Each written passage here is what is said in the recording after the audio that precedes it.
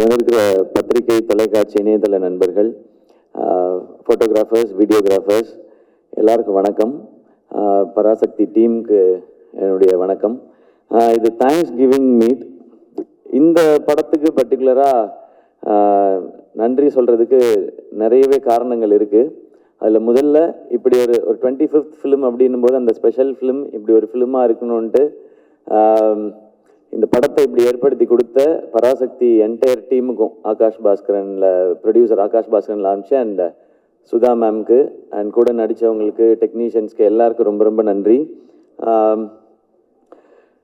Sudha ma'am வந்து இந்த story சொல்லும்போது இது ஃபஸ்ட்டு கேட்கும்போது எனக்கு தோணுனது இது ரொம்ப இன்ஸ்பைரிங்கான கதைன்னு தோணுச்சு. இன்னொன்று எனக்கு 2 வாய்ப்பு இந்த படத்துக்குள்ளே இருக்கதா நான் ஃபீல் பண்ணேன். ஒன்று, தமிழ் உணர்வு, நம்ம மொழிக்காக நடத்தின போராட்டம், இதை அடுத்த தலைமுறைக்கு காட்டுறதுக்கான வாய்ப்பு இந்த படத்துக்குள்ளே இருக்குன்றது தெரிஞ்சுது. அதை நம்ம நடிக்கிறதன் மூலமாக அது வாழ்நாளுக்கும் ஒரு பெருமையை எனக்கு கொடுக்குன்றது அந்த ஸ்கிரிப்ட் படிக்கும்போது தெரிஞ்சுது. இன்னொன்று, நடிகனா, ஏன்னா என்னுடைய வேலை அதுதான், ஒரு நடிகனா நிறைய சவால்கள் இருக்குது இந்த கதைக்குள்ளே, நடிக்கிறதுக்கு நிறைய ஸ்கோப் இருக்குது. ஸோ நம்மளை ஒரு நடிகனாக மேம்படுத்திக்கிறதுக்கான வாய்ப்பும் இந்த கதையில் இருக்க தான் நான் உணர்ந்தேன். அதுதான் மிக முக்கியமான காரணம் இந்த படம் பண்ணணும்னு நினச்சதுக்கு. அப்படி அவங்க எழுதியிருந்ததும் அண்ட் இன்னொன்று, சுதா மேம் இதுக்குள்ளே நிறைய வருடங்கள் எடுத்துக்கிட்டதுனால எனக்கு வேறு எந்த கேள்விகளும் இதுக்குள்ளே இல்லை. மேம் நீங்கள் பார்த்துக்குங்க, நான் வரேன்னு சொல்லிட்டேன். நீங்கள் டிசைட் பண்ணுங்கள் ப்ரொடியூசர் யாருன்றதையும் நான் சொல்லிட்டேன். அப்படி தான் இந்த படம் ஆரம்பிச்சது. ஏன்னா இந்த கதையை ஒரு சினிமாவாக்குறதுன்றது ரொம்ப ரொம்ப கஷ்டம். ஏன்னா இது ஆக்சுவலாக ஸ்கிரிப்ட் பண்ணும்போது சினிமாட்டிக் லிபர்ட்டி எடுத்துக்கிட்டோம். அது அந்த முன்னாடியே சொல்லியிருப்போம். இது அப்படியே இருக்குது, எல்லாமே அப்படியே நிஜம்ன்றது இல்லை. உண்மை சம்பவங்களை அடிப்படையாக வச்சு ஒரு சினிமாக்குன்னு ஒன்று பண்ணணும். ஏன்னா இது பெரிய இதில் ஒரு வணிகமும் இருக்குன்றதுனால எல்லாரும் பார்க்கணும் இதில். ஆனால் அதே டைமில் ரொம்ப சினிமாவாக்கிட்டா இன்டென்சிட்டி குறைஞ்சிரும். ரொம்ப இன்டென்ஸ் ஆக்கிட்டா அது ஒரு குறிப்பிட்ட ஏஜ் குரூப் மட்டும் பார்க்குற படமாக மாறிடும். இந்த சவால் தான் மொத்த டீமுக்குமே இருந்தது. இதுதான் ஆடியன்ஸ்கிட்ட ப்ரெசென்ட் பண்ணும்போதும் இருந்தது. ஏன்னா இன்றைக்கி இருக்கிற ஜென்சின்னு நம்ம சொல்கிறோம், அவங்களுக்கு இதை பற்றி நிறையா தெரிஞ்சிருக்கிறதுக்கான வாய்ப்பு இல்லை. ஆனால் அவங்க பார்க்கும்பொழுது சினிமாவோட அவங்க ஒன்றணும், அந்த படத்தை அவங்க என்டர்டெயின் ஆகணும், என்ஜாய் பண்ணணும், அப்புறமா முடியும் போது இப்படிலாம் நடந்திருக்கான்னு தெரிஞ்சுக்கணுன்றது. ஸோ இது அனைத்தையும் சேர்த்து ஒரு படம் பண்ணணுன்றது தான் இந்த மொத்த டீமுமே போராடினது. அதனால தான் மேம் என்ன சொல்கிறாங்களோ அதை செஞ்சிடணுன்றது தான். இதில் ஆளாளுக்கு ஒரு தாட் இருந்ததுன்னா இதை கொண்டு சேர்க்க முடியாது. அண்ட் 3 o'clock 4 o'clock எந்திரிக்கிறதுன்னு சொன்னாங்க. 7 மணிக்கு ஃபர்ஸ்ட் ஷாட்டுன்னு சொன்னாங்க. அது பெரிய சவால் இல்லை, ஏன்னா அதுதான் நம்மளுடைய வேலை. இந்த டைமுக்கு வரணும்னு சொன்ன டைரக்டர் என்ன டைமுக்கு வர சொல்கிறாங்களோ அந்த டைமுக்கு போய் இதுக்கு முன்னாடியும் அப்படி தான் பழகியிருக்கேன் மேம். அதனால இது எனக்கு புதுசாக இல்லை. அண்ட் மானிட்டர் பார்க்க மாட்டேன்னு சொன்னாங்க. அது டாக்டர்லேருந்து பழக்கப்படுத்திக்கிட்டேன் நான். ஏன்னா ஒரு வருஷமோ 2 வருஷமோ டேரக்டர்ஸ் உட்காந்து எழுதி என் கேரக்டர் இப்படி இருக்கணும்னு யோசிச்சிடுறாங்க. அவங்க யோசித்து எடுக்கும்போது அவங்களுக்கு தெரியும் அது கரெக்டாக இல்லையான்னு சொல்லி. டேரக்டர் ஓகேன்னு சொன்னால் எனக்கு அது ஓகே, இல்லைன்னா அது நாட் ஓகே, அவ்வளோதான் என் மைண்டில் இருக்குது. நான் போய் மானிட்டர் பார்க்குறதே இல்லை.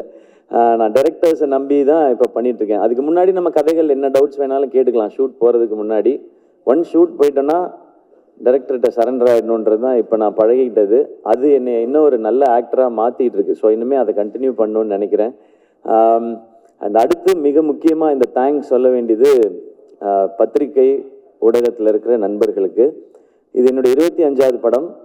ப்ரெஸ் மீடியாவிலேருந்து இவ்வளவு அப்ரிசியேஷன்ஸ் இது வரைக்கும் எனக்கு வந்ததில்லை. அதுக்கு ரொம்ப ரொம்ப பெரிய நன்றி.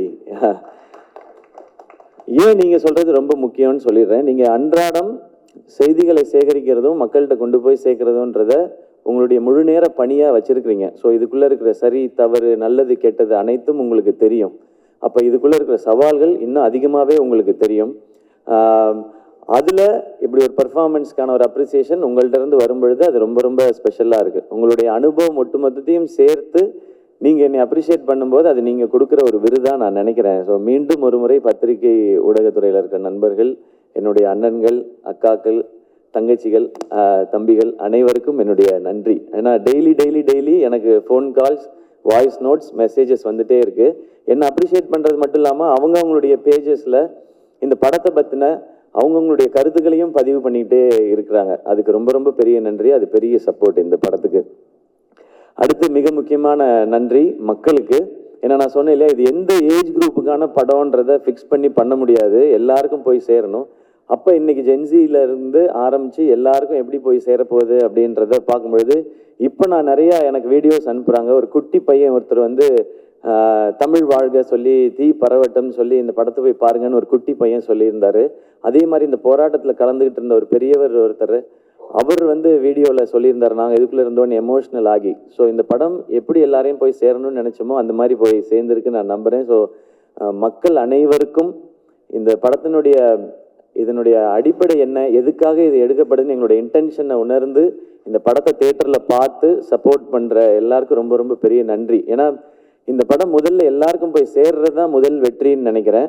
அது நடந்திருக்கு, அதுக்கு ரொம்ப மகிழ்ச்சி. இரண்டாவது முக்கியமான வெற்றி, இதுக்கு காசு போட்ட தயாரிப்பாளர் அது சம்மந்தப்பட்ட வணிகத்தில் இன்வால்வ் ஆகிருக்க எல்லாருக்கும் எங்களுக்கு லாபம்னு சொல்லி மேடையில் சொல்கிறாங்க. அது இரண்டாவது வெற்றின்னு நம்புகிறேன். ஸோ இதுக்கப்புறம் வர்றது எது வந்தாலுமே இதுக்கு போனஸ் தான் நான் நினைக்கிறேன். ஸோ எல்லாருக்கும் ரொம்ப நன்றி. அண்ட் அடுத்து மிக முக்கியமான நன்றி என்னுடைய ஃபேன்ஸான என் பிரதர்ஸ் அண்ட் சிஸ்டர்ஸ்க்கு.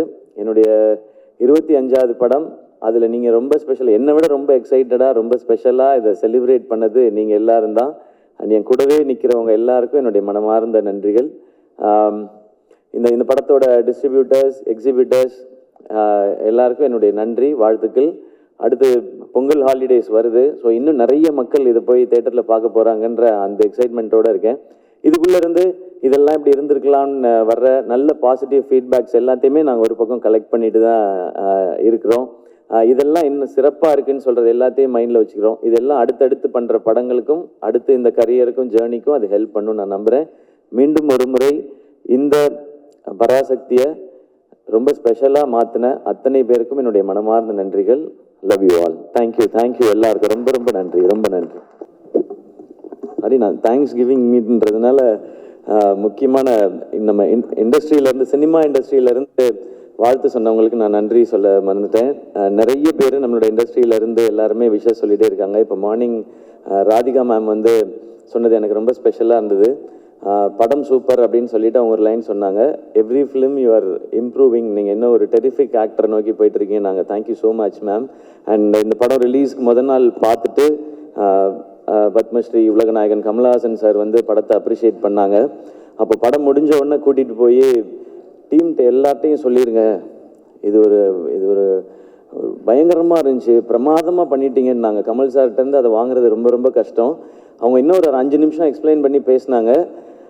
அமரனுக்கும் அவங்க இவ்வளோ 5 மினிட்ஸ்லாம் பேசலை, 2 மினிட்ஸ் 3 மினிட்ஸ் தான் பேசினாங்க. பட் இந்த படத்துக்கு அவ்வளோ நேரம் பேசினாங்க. So thank you so much Kamal sir. And நேற்று காலையில் சூப்பர் ஸ்டார் என்னுடைய தலைவர் ரஜினிகாந்த் சார் கால் பண்ணாங்க. கால் பண்ணிவிட்டு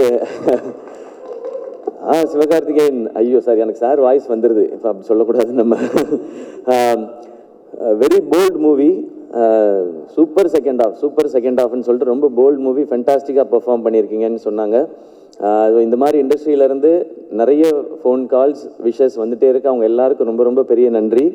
அண்ட் டாக்டர் படத்துலேருந்து ஒவ்வொரு படத்துக்கும் தொடர்ந்து நேரத்தை ஒதுக்கி படம் பார்த்த அன்னைக்கே எனக்கு ஃபோன் பண்ணி விஷ் பண்ணிகிட்ருக்க என்னுடைய ஐடல், என் தலைவர் சூப்பர் ஸ்டார் ரஜினிகாந்த் சாருக்கு இப்போ ஒரு நன்றி, என் வாழ்க்கை ஃபுல்லாக நன்றி சொல்லிக்கிட்டே இருப்பேன். தேங்க்யூ ஸோ மச் எல்லாருக்கும். தேங்க்யூ.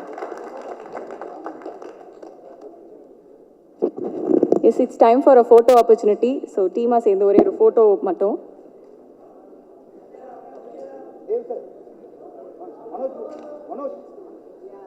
பட டீம் எல்லாருமே ப்ளீஸ் மேடைக்கு வந்துடலாம்.